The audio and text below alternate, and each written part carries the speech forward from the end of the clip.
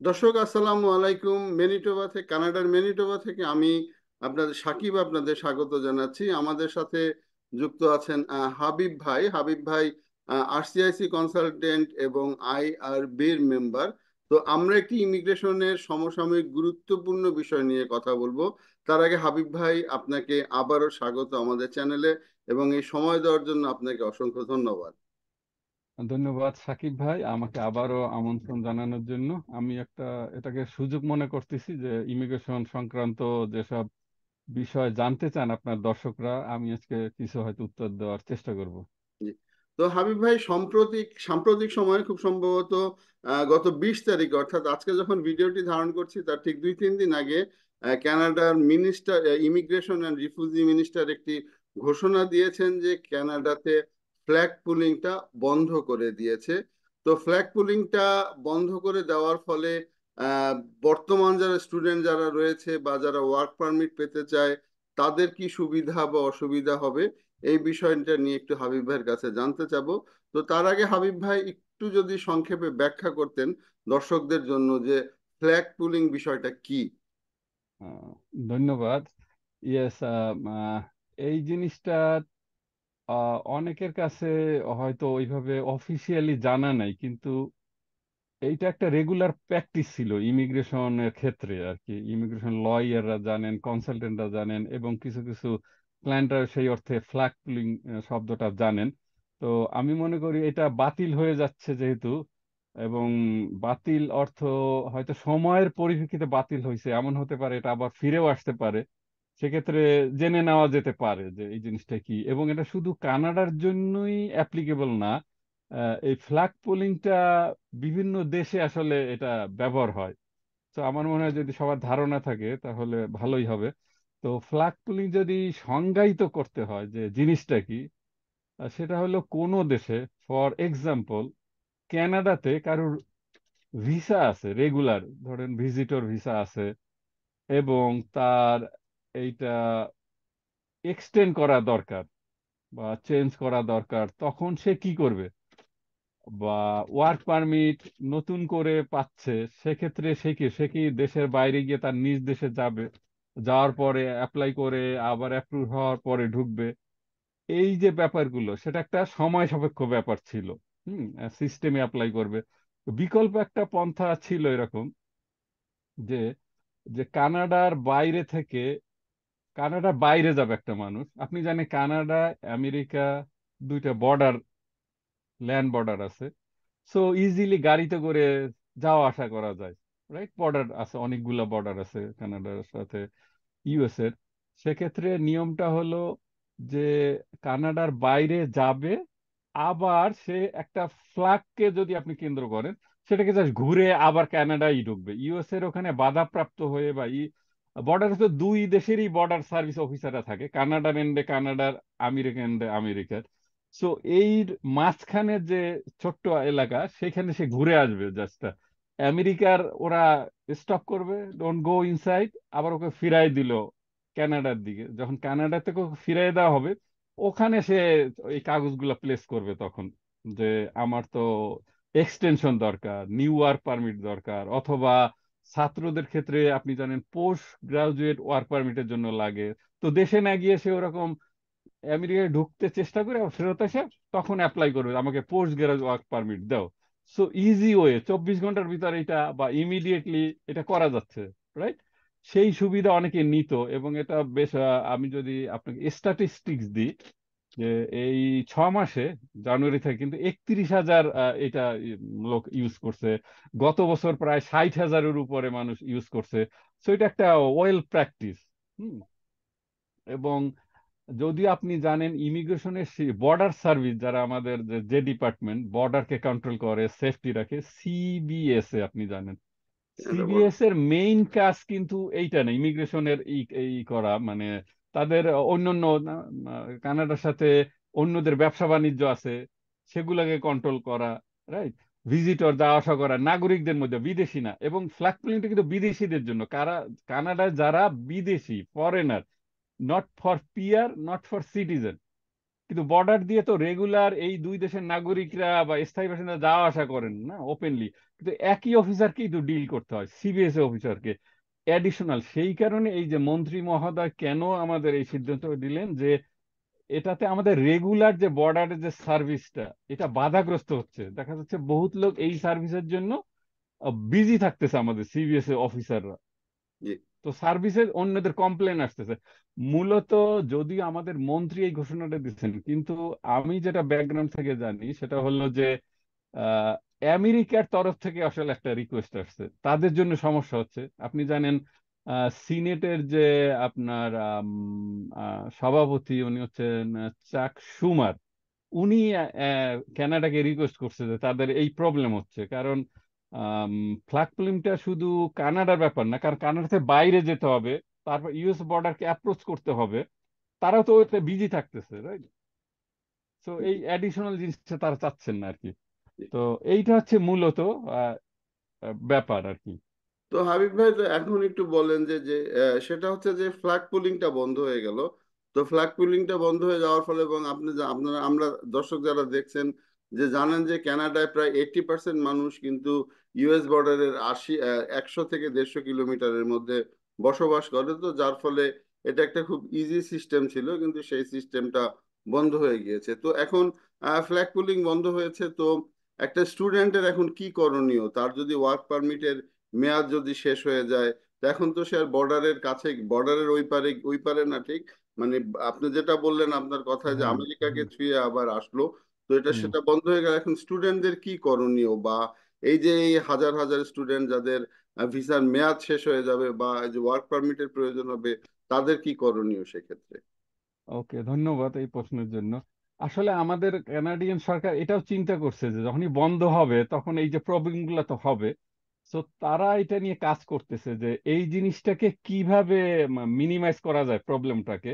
যেমন হচ্ছে আপনার ফ্র্যাক পুলিং দরকার কেন ছিল, ধরেন একজনের আহ, একটা স্টুডেন্টের ওয়ার্ক পারমিট ফিনিশ হয়ে যাচ্ছে না, তো কন্টিনিউ, বা নতুন একটা এমপ্লয়ার কিন্তু যদি রেগুলার সিস্টেম অনলাইনে অ্যাপ্লাই করে বা পেপার অ্যাপ্লাই করে, তাহলে 90 দিন 100 দিন তো একটা প্রসেসিং টাইম আছে, 3 মাস ওয়েট করতে হবে। তাহলে ও সেটাও চিন্তা করছে। এখন তারা হয়তো এই সুবিধাগুলো দিবে, এখনো ঘোষণা দেয় নাই যে immediately you can change the employer, or এই গ্যাপটা তারা অন্য কিছু আইন কানুনের মাধ্যমে সহজ করার চেষ্টা করবে। সো সাথে সাথে সলিউশনও তাড়াতাড়ি আসবে, যেসব সমস্যা ফেস হবে এই সুবিধা বন্ধ আহ, হলেও। জি। তো আমার পর্যন্ত হাবিব একটু। ভাই, এই যে ফ্ল্যাগ পুলিং এর ফলে স্টুডেন্টদের একটি কি অবস্থা হবে? কারণ অনেক স্টুডেন্টদেরই দেখা যাচ্ছে যে ওয়ার্ক পারমিট পেতে সমস্যা হচ্ছে, এবং এবং বিশেষ করে যারা ওয়ার্ক ভিসায় রয়েছে যারা, এবং অনেকেই আছেন যে যারা আপনার সুপার ভিসায় অনেকে আছেন, অনেকে ভিজিট ভিসায় আছেন। তো ওভারঅল এটা কি ইমিগ্রেশনের জন্য আর একটা বার্ডেন হয়ে যাবে না এই মানুষগুলি? বা খুব সহজ পদ্ধতিটা যদি বন্ধ করে দেওয়া হয়, তো সেক্ষেত্রে ইম্প্যাক্টটা কি হতে পারে? আচ্ছা, আপনি জানেন যে দুইটা ডিপার্টমেন্ট কানাডায় মোটামুটি ক্লোজলি কাজ করে, একটা হচ্ছে আপনার আইআরসিসি, ইমিগ্রেশন ডিপার্টমেন্ট ইটসেলফ, আর কিছু কাজ সিবিএসএ, এরাও ইমিগ্রেশনের, যেহেতু বর্ডার থেকে ইমিগ্রেশনের পারমিশনটা তাদের মাধ্যমে হয়ে ঢুকতে হয় মানুষকে, সুতরাং কাছাকাছি লেভেলে দুই ডিপার্টমেন্ট ছিল। যদিও সিবিএস এর অন্য কাজও আছে, শুধু ইমিগ্রেশনের এই অংশ না। মূলত ইমিগ্রেশন ডিজাইন ডিপার্টমেন্টের ডিজাইন ছিল ইমিগ্রেশনের ব্যাপারে। তো বেসিক্যালি ইমিগ্রেশনের লোকরাই এই কাজগুলো এখন করবে। সিবিএস একটু রিলিফ দিতে চায়, কারণ ওদের অত বাজেট নাই, কিন্তু একটা একটা কাজ ধরায় দেওয়া হয়েছে যে ইমিগ্রেশন। কিন্তু এটার নামই তো Canadian border service agency, right? বর্ডারে তো অন্য কাজ আছে, বাণিজ্যিক লেনদেনের ব্যাপার আছে, ক্রিমিনালদের স্টপ করার ব্যাপার আছে, সেফটি দেখার ব্যাপার আছে। সো তারা ওইটাতে ফোকাস করবে এখন, সেটাই। আর ইমিগ্রেশন ডিপার্টমেন্টটা যে কাজ তাদের করার কথা ছিল তারা সেটা চালায় যাবে। আগের এই ব্যাপারটা ছিল ইমিগ্রেশন ডিপার্টমেন্ট একটু রিলিফ দেওয়া, তাদের যেহেতু প্রসেসিং ফাইল আপনি জানেন million million file PR processing এ বসে আছে না, ব্যাকলগ তো আপনি জানেন। তো এই ব্যাকলগ থেকে রিলিভ হওয়ার জন্য সিবিএসএ কিছু কিছু কাজ করতো, কিন্তু কোথাও সমাধান হচ্ছে না। আসলে সিবিএসএ ইনভলভ হয়ে তাদেরও সমস্যা হচ্ছে। তো এগুলো ইমিগ্রেশন ডিপার্টমেন্ট এখন করবে, কিন্তু হয়তো কিছু প্রসেস ইজি করা হবে, কিছু রুলে চেঞ্জ করার যে ঘোষণাটা আসতে একটু সময় লাগবে, কারণ মিনিস্টার তো কেবল 21শে জুন, মাত্র 2 দিন আগে ঘোষণা দিলেন। তো এর যে প্র্যাকটিক্যাল অ্যাপ্লিকেবল যে নিয়ম কানুন আমরা শীঘ্রই হয়তো জানতে পারবো যে কিভাবে সহজ হচ্ছে। আমি আশা করি এটা সহজ হবে আর কি, এই তো প্রবলেমগুলো সলভ। হাবিব ভাই আরেকটা জিনিস, তো এই যে ফ্ল্যাগ পুলিং বা এই যে দ্রুত যে করা, তো এই মুহূর্তে যাদের ওয়ার্ক পারমিট শেষ হয়ে যাচ্ছে বা যাদের স্টাডি পারমিট শেষ হয়ে যাচ্ছে, তো তাদের এবং তাদের ক্ষেত্রে করণীয় কি, আপনি যদি একটু শেষে যদি বলতেন যে খুব করণীয় হলো, খুব দ্রুত করতে হবে, কারণ মেয়াদ শেষ হয়ে গেলে হয়তো তারা অবৈধ থাকবে বা কিছু একটা, তো কি করণীয় সেটা যদি একটা ব্যাখ্যা দিতেন। তারা সময়ের ভিতরেই সবাই অ্যাপ্লাই করবে শেষ হওয়ার আগেই। আপনি জানেন যে কানাডার একটা কথা আছে, যখন আপনি সুনির্দিষ্ট সময়ের আগে একটা অ্যাপ্লিকেশন করেন পরবর্তীতে, তো তখন কিন্তু অবৈধ না। অ্যাপ্লাই না করলে আপনি অবৈধ। যতদিনে সিদ্ধান্ত দেওয়া হচ্ছে না ততদিন আপনার স্ট্যাটাস রিটেইনড হচ্ছে, মানে অ্যাজ ইট ইজ কন্টিনিউ। সুতরাং পরামর্শ হলো গ্যাপ দিবেন না কোনো। আপনার যদি কোনো কিছু 30শে জুনের মধ্যে শেষ হয়, 30শে জুনে আগে অ্যাপ্লাই করবেন। আপনি জুলাইতে চলে যাবেন না, এইটা হচ্ছে পরামর্শ। তাহলে যে আপনি জুলাইতে যখন যাবেন তখন আপনার যেহেতু একটা অ্যাপ্লিকেশন আছে সিস্টেমে, আপনি স্টিল লিগেল বলেই আপনি বিবেচিত হবেন। আপনি যতক্ষণ সিদ্ধান্ত, হয়তো এমন ঘোষণা আসতে পারে যে অ্যাপ্লিকেশন থাকলেই আপনার ওয়ার্ক পারমিট কন্টিনিউ হয় এভরিথিং। এটা আসবে হয়তো এই সিদ্ধান্ত শীঘ্রই। তো হাবিব ভাই আরেকটু সংক্ষেপে জানতে চাই, আপনি যদিও টাচ করছেন বিষয়টা, যে এমনি ইমিগ্রেশনের অনেক ব্যাকলগ, তো এই সিদ্ধান্তটা হওয়ার ফলে কি ব্যাকলগ আরো বাড়বে না, আপনি কি মনে করেন আসলে? সেই জন্য আমি আপনাকে যে তথ্য দিছি, কানাডা নিজে থেকেই এই সিদ্ধান্তটা নিছে বলে আমার মনে হয় না। কারণ যখনই ফ্ল্যাগ পোলিং ব্যাপারটা মাল্টি ন্যাশনাল হয়ে গেছে, কানাডা হাতে না, আপনি বুঝতেছেন বাই নেচার আর একটা দেশ ইনভলভ আছে না। ওদের ওখানে অ্যাপ্রোচ করতে হবে, তারা আপনাকে, তাদেরকে গিয়ে বলতে হবে যে আমার কিন্তু রেগুলার ভিসা আছে এন্ট্রি করার।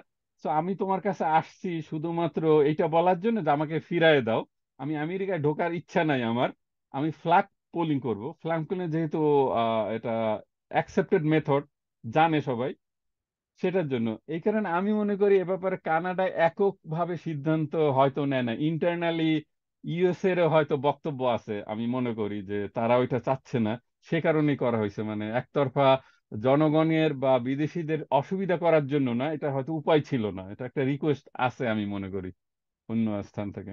জি। তো ধন্যবাদ হাবিব ভাই, আমরা শেষ পর্যায়ে তো দর্শক যারা দেখছেন বা দেখলেন, লক্ষ লক্ষ স্টুডেন্ট কিন্তু এখন কানাডায় আছেন, এবং এই ফ্ল্যাগ পুলিং এর বিষয়টা বন্ধ হয়ে গেল। বন্ধ হয়ে যাওয়ার পরে হাবিব ভাই যেটা বললেন যে হয়তো গভর্নমেন্ট নতুন কোনো ওয়ে বা কুইকার ওয়ে কিন্তু তারা তৈরি করার চেষ্টা করবে, কিন্তু আমার যেটা ব্যক্তিগত অভিমত যে সেটা হচ্ছে যে এমনি অনেক ব্যাকলগ আছে, তো ফ্ল্যাগ পুলিং এর মাধ্যমে ব্যাকলগটা হয়তো একটু দ্রুত করা যেত, কিন্তু সেই পথটাও কিন্তু বন্ধ হয়ে গেল, এটা আমার অভিমত। তো হাবিব ভাই আমরা বিদায় নিব, বিদায় নেওয়ার আগে এই ফ্ল্যাগ পুলিং নিয়ে যদি আপনি আর কিছু যোগ করতে চান। শুধু ফ্ল্যাগ পুলিং না, আপনি জানেন এই 2024 সালে করোনার পরবর্তীতে ইমিগ্রেশনে ব্যাপক ব্যাপক চেঞ্জ আসতেছে, রাইট? অনেক কিছু কমিয়ে দেওয়া হচ্ছে, স্টুডেন্টদের ওয়ার্ক পারমিট স্টপ করা হচ্ছে ব্যাচেলার লেভেলে, সংখ্যা কমিয়ে আনা হচ্ছে। সো ফ্ল্যাগ ফ্ল্যাগ পোলিংও বন্ধ করা হচ্ছে। সো সামহাউ এই পরিবর্তনটা হয়তো অবশ্যম্ভাবী বাই সরকার। ওই যে অনেক পাইলিং হয়ে যাচ্ছে, ম্যানেজ করতে পারতেছে না, তারা একটু সময় নিচ্ছে এগুলাকে ঠিকঠাক করার জন্য। ওভার বার্ডেন, কারণ কানাডার দিকে সব দেশের নজর, সবাই আসতে চায়। সেই কারণে আসলে মানে অনেক সময় অনেক সুবিধা দিলে আপনি দেখবেন যে সেই সুবিধাই আপনার ঘাড়ে বোঝা হয়ে দাঁড়াতে পারে নর্মাল নিয়মে। কানাডা আসলে সে তার উদার নীতির আসলে শিকার আমি মনে করব। যেহেতু আসতে বলতে সবাইকে, এটাই এখন তার জন্য বোঝা। তো এই বোঝাটাকে তো তাকে রিলিভ করতে হবে। সেই জন্য এই মেজার গুলো আমি মনে করি এটা সময় এই পজিশনে, নীতি নির্ধারক পজিশনে আপনি আমি থাকলেও মনে হয় আমাদেরকে এটাই করতে হতো, কিছু করার নাই। জি। ধন্যবাদ দর্শক, আপনি আশা করি বুঝতে পারবেন। জি। তো হাবিব ভাই একটি অত্যন্ত জটিল বিষয় আপনি খুব সহজে বুঝিয়ে দিলেন, তো ফ্ল্যাগ পুলিং শব্দটাই আসলে জটিল। তো এর মধ্যে ইমিগ্রেশনের অনেক মারপ্যাচ রয়েছে, এবং তারপরে আপনি সহজ বাংলা ভাষায় দর্শকদের বুঝিয়ে দিয়েছেন, এর জন্য আপনাকে অসংখ্য ধন্যবাদ। বিশেষ করে আসলে বিষয়টি নিয়ে আমারও ধোঁয়াশা ছিল, আমিও জানতাম না, তো যার ফলে আপনার মতো একজন এক্সপার্টের সাথে আমরা বসলাম। তো দর্শক, আমাদের সাথে এতক্ষণ ছিলেন হাবিব ভাই, উনি আরসিআইসি কনসালটেন্ট এবং আইআরবি মেম্বার। উনি এতক্ষণ কথা বললেন আমাদের সাথে ফ্ল্যাগ পুলিং নিয়ে। তো হাবিব ভাই, আপনাকে অসংখ্য ধন্যবাদ। ইনশাল্লাহ ভবিষ্যতে এইভাবে আপনার সাথে ইমিগ্রেশনের টেকনিক্যাল বিষয়গুলো নিয়ে যদি আমাদের একটু বিশেষজ্ঞ মতামত দেন, তাহলে আমরা আমাদের নিজেদেরকে ধন্য মনে করব এবং দর্শকরাও উপকৃত হবে। ইনশাল্লাহ আমি চেষ্টা করব সবাইকে সহযোগিতা করার জন্য। জি, তো ধন্যবাদ ধন্যবাদ আপনাকে। দর্শক, আগামীতে নতুন কোনো বিষয় নিয়ে দেখা হবে। সে পর্যন্ত ভালো থাকবেন। আসসালামু আলাইকুম।